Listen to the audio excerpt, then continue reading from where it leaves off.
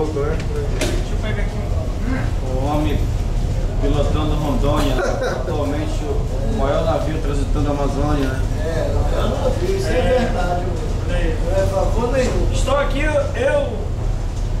pilotando aqui o Catamarã Rondônia, o maior navio da região. O navio da região Vamos Amazônia. entrar nos estreitos de Breves agora. Agora, Estreito de Breves na nossa frente aí, ó. O bomborde. Olha lá na frente é um comboio de balsas. Olha aí, um comboio de balsa. Balsas.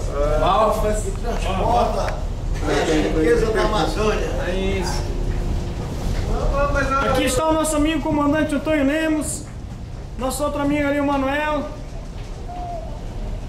Aí o Manuel aí, ó. Gente boa, seu Antônio. Galera, gente boa. as pessoas, acho que até as pessoas daqui mesmo não conhecem isso aqui não. Só que vive só em Belém, ou então só em Manaus. Estou vendo aqui muitos ribeirinhos se aproximando do navio para pegar lembrança, para pegar. Na realidade que a pessoa não conhece, né? E aí, Lourinho? Obrigado aí, gente. Vamos lá. Depois Paga aqui mesmo, né? Não paga.